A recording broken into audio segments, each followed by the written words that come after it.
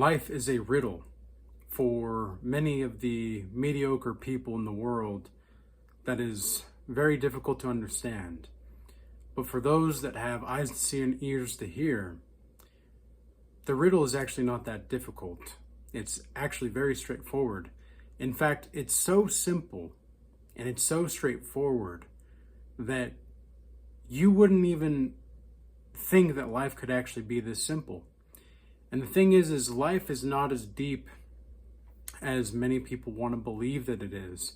And yet, by the same token, it is also as deep as it seems to be. And life is as mysterious as it seems, which is a very weird phenomenon because life in of itself is a paradox.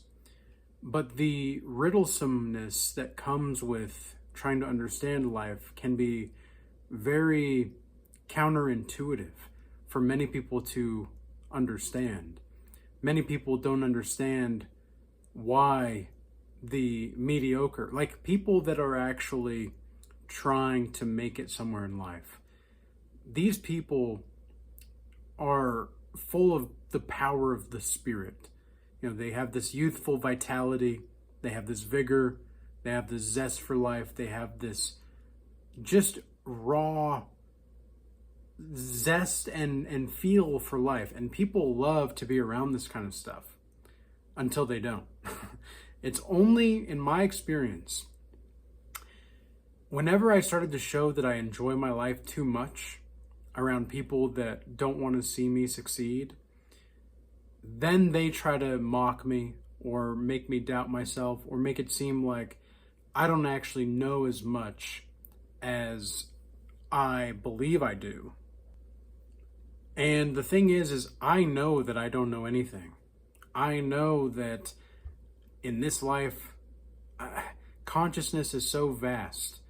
And even though I'm very educated on a multitude of topics, it's all just knowledge at the end of the day. Like I'm aware that it's just knowledge, because knowledge is not going to get me to where I need to go. But sometimes knowledge can illuminate the way toward certain pathways.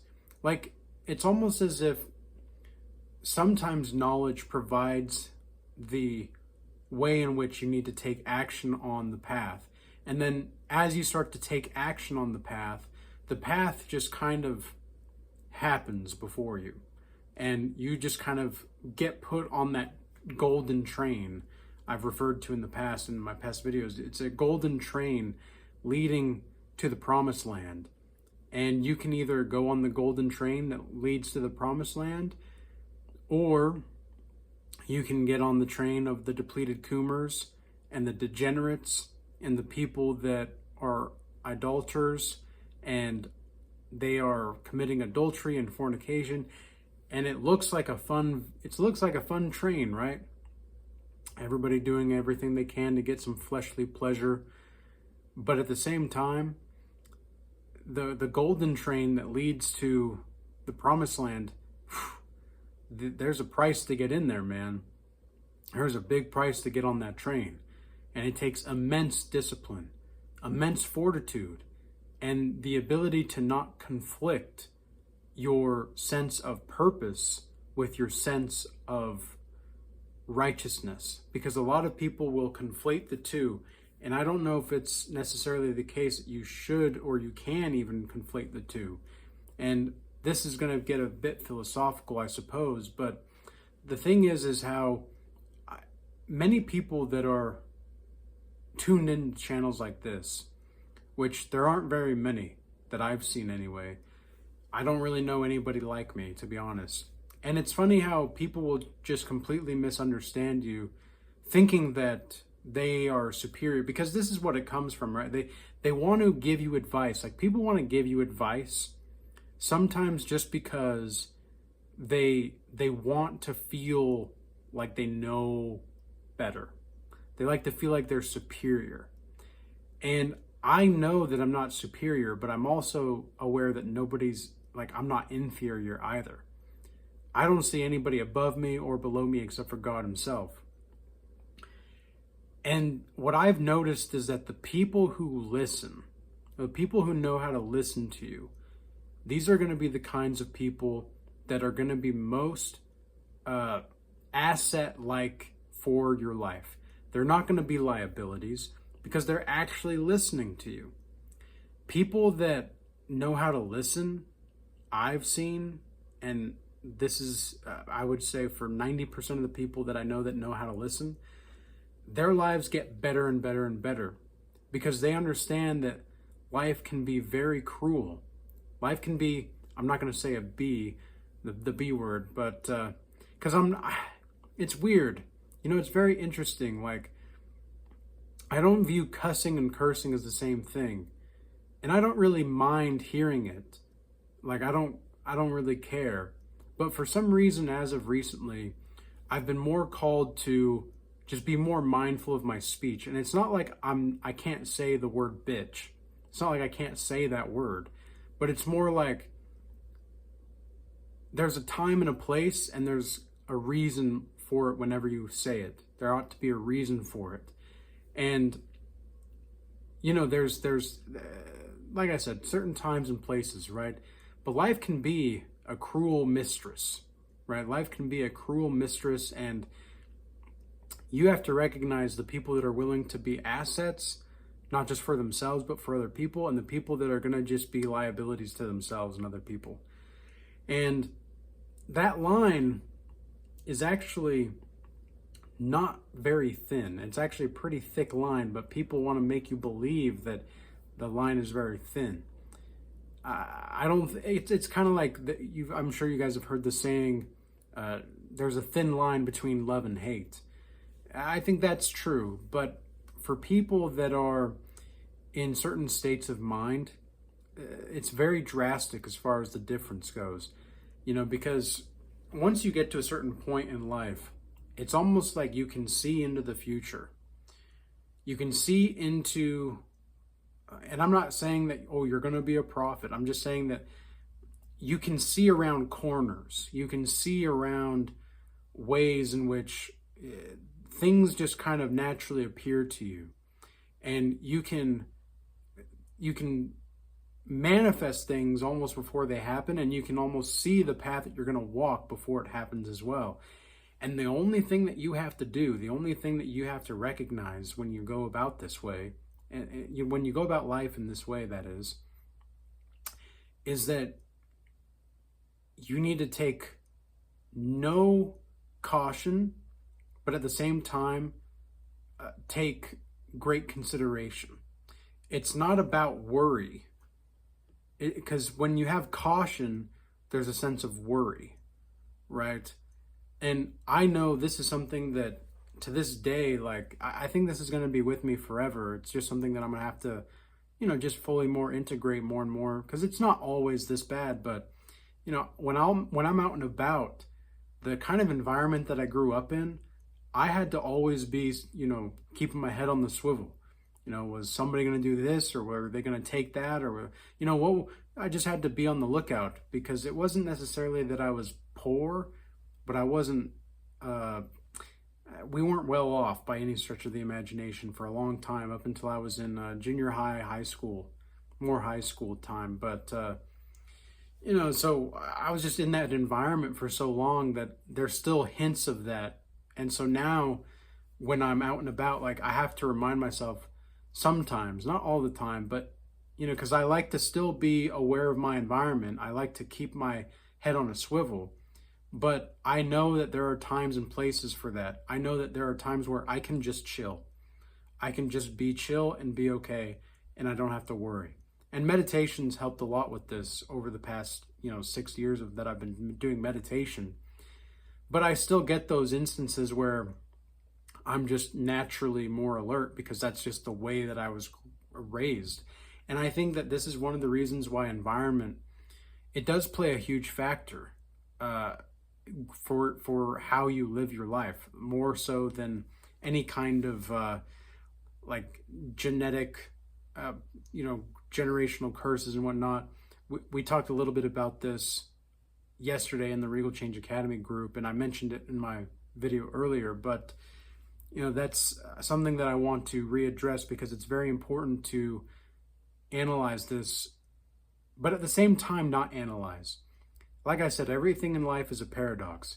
You don't want to be too focused on the strategy of life going forward that you forget spontaneity, but you also don't want to, and you want to keep your childlike qualities, but you don't want to be so childish, because the Bible says that when I became a man, I put away childish things, right? So put away the childish things, but keep your childlike quality, because the Bible, Jesus himself actually says that you can't enter the kingdom of God until you're like a child. And I think there's a good reason for this, because many people are just so apathetic toward their life. And I think that there's a difference between being chill, per se, and being apathetic. When I'm chill, when I'm relaxed, when I'm just in my environment and I can just chill, I'm just being me. And I'm just letting my nuts hang, and I'm letting myself just be who I am. I'm not trying to be anybody except for I'm just being, right? It's not something you try to do. Being who you are is not something that you try to do. It's just something that you are. And I think that a lot of the times people want to feel alive. People want to feel alive, and many people are not ready to hear this kind of talk that I'm giving you today, because in this video, because they don't want to see that they have more control over their lives than they think. And if that's the case, that means that they're living in a way that is hindering their own progress. Because I've been thinking a lot about people that are antisocial, right? Or people that are strong and silent types.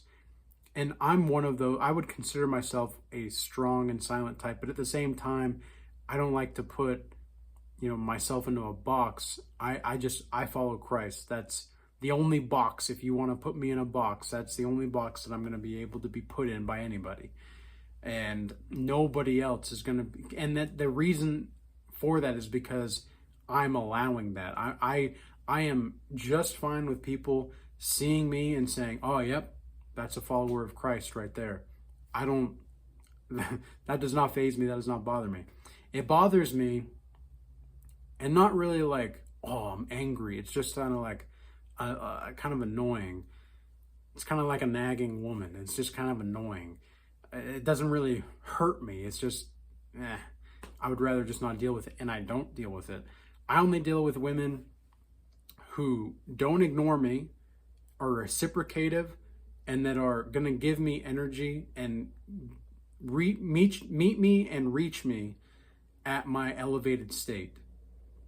And they're going to help me grow even more. They're going to expand what I have, and I'm going to give them like a portal into a different kind of world, right? Because I think that's what it is to be a man in many ways. For a woman, is you have to be a gate to the world to some degree. You have to be a gate to the greater difference in the world. And something I was also just thinking about before I started to do this video was how, I don't know why, but my mind has been really dedicated toward focusing on Star Wars recently.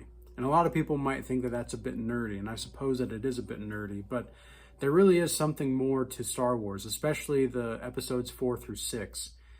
And I was thinking about Luke, like Luke Skywalker, right? Think about it. This is the story of the hero. He's an orphan, he's adopted, let's say. He's adopted. He is with family, but it's not like his direct family, right?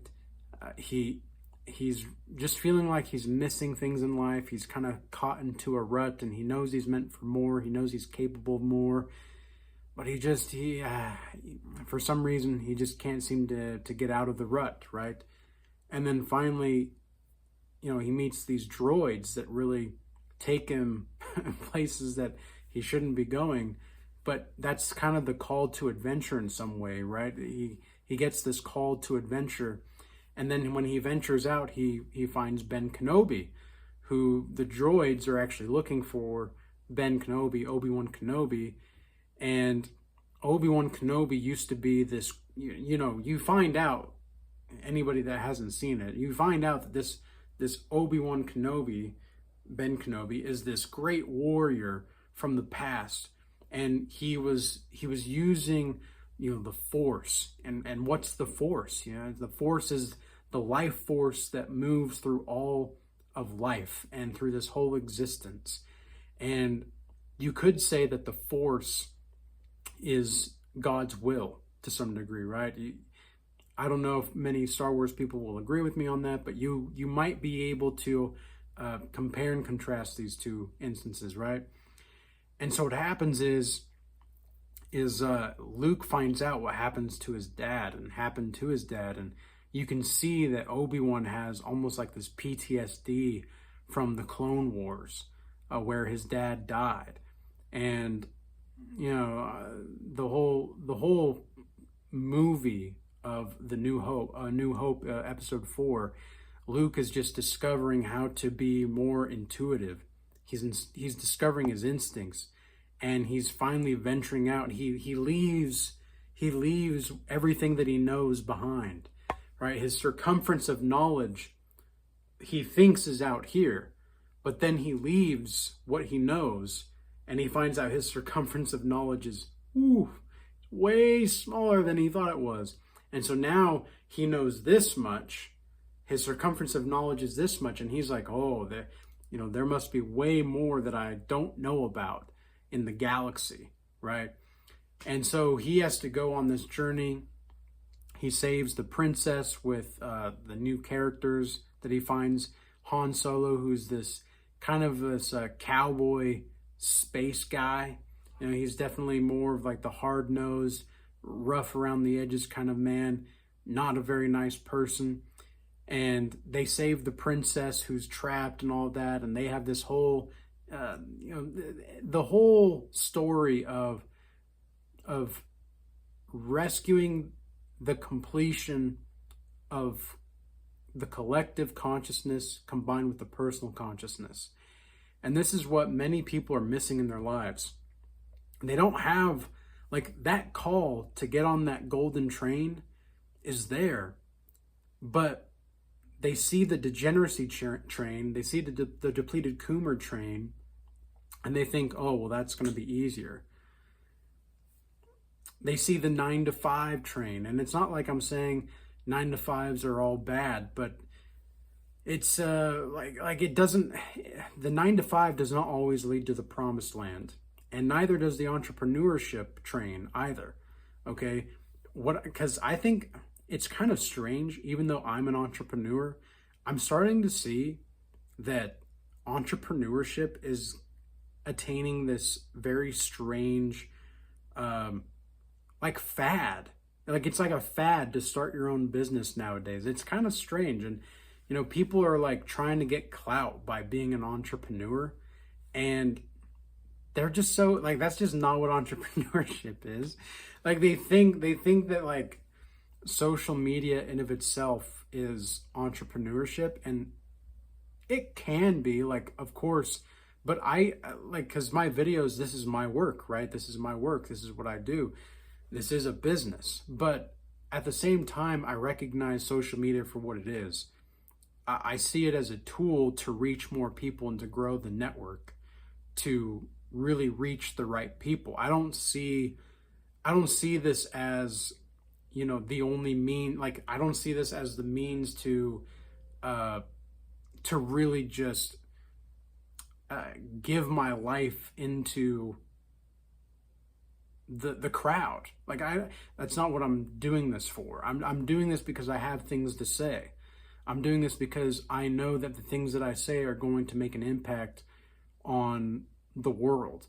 I know this because I've foreseen it in my dreams. I've seen it in my visions. And there are going to be people that are ready for this kind of stuff, and there are going to be people that are not ready for this kind of stuff. And I recognize that. And in no way, shape, or form am I saying that everything that I'm doing in these videos or in my work in general is completely like crystallized. I think that would be ludicrous for me to say. And I think that would be missing the point of life itself. Because the point of life itself is to recognize that it's ever changing. Life in of itself is its own goal, so it's going to be constantly renewed, right? And the Bible even says, be constantly renewed by your own mind. I think there's a reason for this. You have to be able to let go of the past, but still remember it enough to move forward. And forget worry, forget depression, forget anxiety. And it's not like it's going to just go away. It'll still be there, but it's not going to have a stronghold on you. And you might not ever, like, who knows? You might not feel it. You might not. I know just for me, like I mentioned with the keeping my head on a swivel, sometimes I just have to remind myself that I don't need to be in attack formation right now. Like, I can be relaxed. But the thing is that's just how I've always lived my life. I've calmed my nervous system down enough to understand, but I also have a high testosterone in my system. I'm very high testosterone. I'm just naturally going to be a little bit more assertive now. I wasn't always this way, but I'm more naturally assertive. I'm more confident. I'm more calm. I'm more cool. I'm collected. But that doesn't mean that I don't feel fear. It doesn't mean that I don't feel like a sense of anxiousness or depressiveness sometimes. And I say the word anxiousness or depressiveness, not anxiety or depression, because it's a quality. I don't think depression per se like is real, and I don't think anxiety is real. I think it's a quality. I don't think it's a thing. I think it's a quality of life, and it takes a mature person to recognize what I'm saying here. So if you don't understand, meditate on it. But anyways, I think that I got everything that I wanted to say said in this video. I probably have a little bit more things I could have touched more on, because as I was going into this video, I had a few things that I wanted to jot down, but I went a few different routes that I didn't expect I would be going, but that's okay. You know, that's part of just talking through things and just letting the spirit move. But this kind of video is not going to be for everybody. In fact, I don't even know what I'm going to title this video, but yeah, this video is just not really going to be for everybody. It's going to be for a very specific kind of person, and it's going to anger a lot of people, and it's going to make a lot of people feel understood, and there's going to be a lot of people that feel a sense of resolve from this, you know, because I'm recognizing the kinds of problems that people are having in my audience. I'm recognizing that, and I'm working to create something more that is going to solve those people's problems and be more solution based than anything else. So with all that being said, I hope this message was useful and insightful for you. You know, people have talked to me about my outros, because in my outros I usually talk a little bit about the business side. So I usually talk a little bit about the Regal Change Academy school that we have, online school and community.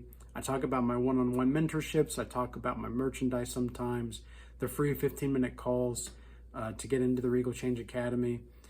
And some people will say, oh, you know, you come off as kind of salesy sometimes. It's like, well, who else is going to try to sell my stuff? Like, who else is going to try to promote my stuff that I've got going on? I've got to take responsibility for that.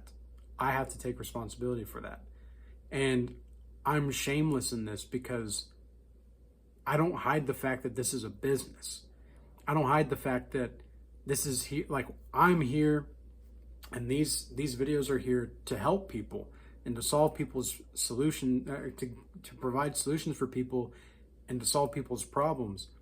But I'm also, you know, I'm recognizing that if I were to tell you guys everything through just the normal videos, people wouldn't appreciate it. You know, people will value stuff more when they have to pay for things. And so when people have a one-on-one mentorship call with me and they'll be like, wow, you know, there's a little bit more of a personalized relationship that you can get with those kinds of people. And I don't understand, like, people, they just want to feel superior. You know, they'll be like, oh, if I had a business, I wouldn't sell it. Okay, buddy. Like, really? You know, it's just kind of funny. It's just kind of funny. And I think this is where you need to just listen to the inner retard and go with the flow of life. This is not something you need to think too hard about. I'm going to even tell you guys right now, if you have a business out there, if you're an entrepreneur, if you have music or creative things that you want to talk about or do, like, be shameless in your promotion of it. You know, like, obviously do it on your platform and whatnot. Don't go to somebody else's stuff and just start, you know, being like those AI bots that will come into the comment section and be like, oh, did you see, like, I've never heard of this free book, Manifestation of blah, blah, blah, blah. And then they write like freaking paragraphs just to get people to look at the book, and it's advertising this book. I don't even know if it's real, but any comments like that, I'm just like, I just block those people. I don't delete comments, but I'll block those kinds of people because I just don't care. I don't want those kinds of people on my channel. I don't need those kinds of people on my channel. I don't need bots on my channel. I want to communicate with real people. I want to grow with real people. All right. So with all that being said, peace be with you. Until next time.